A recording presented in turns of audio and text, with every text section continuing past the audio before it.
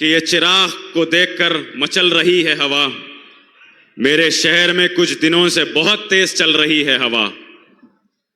بنا رہے ہیں قصے میری ناکامیوں کے، انہیں کیا خبر ہے کہ رخ بدل رہی ہے ہوا۔ میں اکثر ہمارے حضرت خواجہ بندہ نواز گیسو دراز رحمۃ اللہ علیہ کے سجادے جب موجود ہوں تو میں نہیں بولتا، لیکن آج ان کے حکم پر میں آپ کے سامنے آپ کی اجازت سے بولنا چاہوں گا۔ اور میں میری بات کو شروع کرنے سے پہلے یہ جلسہ ان کے آرگنائزرز کو بھی سلام عرض کروں گا، اور 1500 سالہ جشن عید میلاد النبی کے موقع پر میں زاہد فخری کے صاحب کے لکھے ہوئے چند اشعار سے شروع کرنا چاہوں گا۔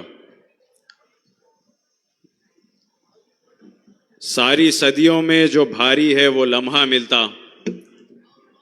کاش سرکار دو عالم کا زمانہ ملتا، آپ کو دیکھتا مکے سے ہجرت کرتے،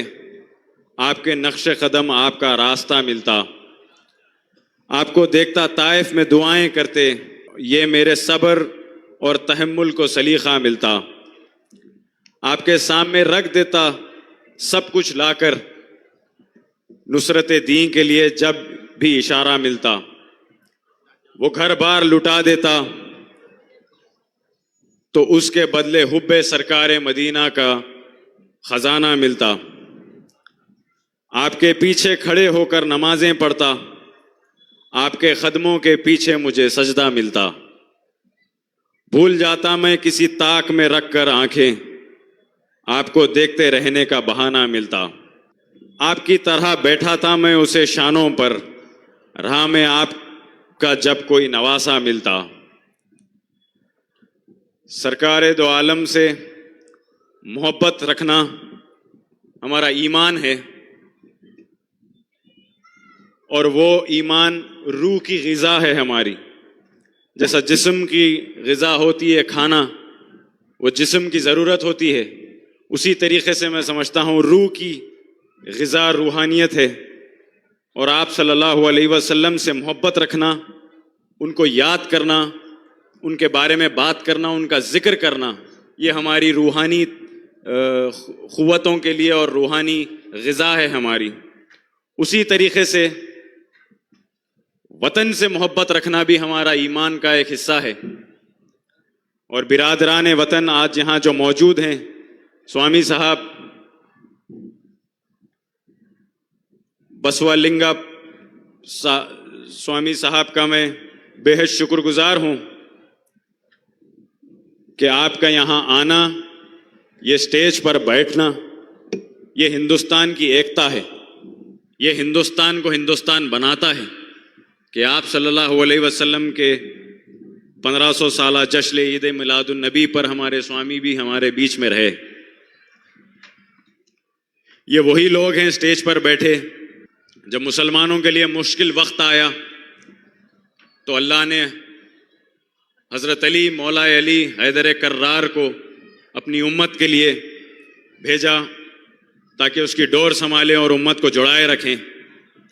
اور آج جب ہندوستان کے حالات خراب ہوتے ہیں، جب آپ کو اور ہم کو توڑنے کی کوشش کی جاتی ہے، تو ایک بار پھر اللہ نے حضرت علی کی ہی اولاد سے، حضرت خواجہ بندہ نواز کی اولاد سے، پھر سے آپ کے درمیان حضرت خواجہ بندہ نواز گیسو دراز رحمۃ اللہ علیہ کے سجاد نشین علی الحسینی صاحب کو پھر لے کر آیا ہے، جو آپ کے اور ہمارے ہندوستان کے اور برادران وطن کو ایک کر سکیں اور ایک منچ پر لا سکیں۔ میں نوجوانان ملت سے یہ گزارش کرتا ہوں کہ وہ اپنے قائد جب چنیں تو بڑا سوچ سمجھ کر چنا جائے، وہ قائدین کو چنا جائے، اور اس کو اپنا قائد میں چند اس کے جو کیا بول سکتے ہیں آپ کو علامات، جو چیز آپ کو پسند آئے، اس میں سے چند چیزیں یہ ہونی چاہیے کہ جس طرح کے ہمارے صحابہ تھے، صحابہ رسول تھے، جب وہ لاکھوں ہزاروں کلومیٹروں تک حکومت کرتے لیکن زمین پہ سو جایا کرتے تھے، ان کے دلوں پہ راج تھا، وہ ان کے حکومتیں وہ اپنی انا سے نہیں کرتے، وہ ان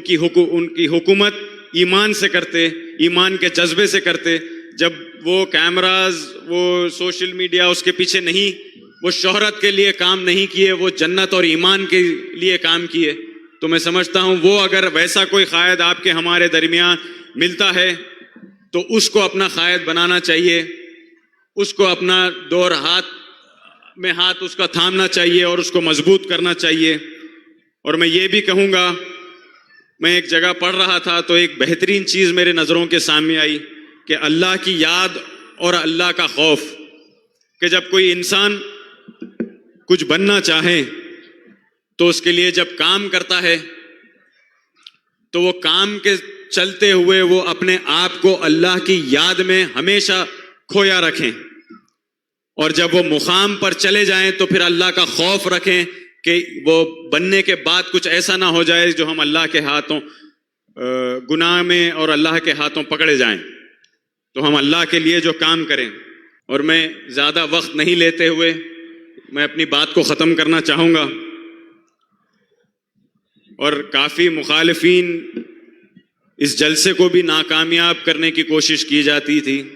وہ صرف یہاں نہیں، وہ ہبلی کے جلسے میں جیسا حیدر پاشا صاحب نے بھی فرمایا،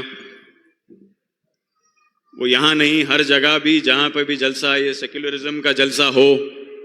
یہ جب سجاد نشین سٹیج پر آئے، جو ہندوستان کے تمام لوگوں کو جب ایک کرنے کی کوشش کی جاتی ہے تو کئی مخالفین اس کی کوشش کرتے ہیں کہ ناکام ہو. تو میں ایک شعر کے ساتھ وہ مخالفین کے لیے میں یہ بولنا چاہوں گا کہ یہ چراغ کو دیکھ کر مچل رہی ہے ہوا، میرے شہر میں کچھ دنوں سے بہت تیز چل رہی ہے ہوا. بنا رہے ہیں قصے میری ناکامیوں کے، انہیں کیا خبر ہے کہ رخ بدل رہی ہے ہوا. وآخری الدعوان الحمدللہ رب العالمین.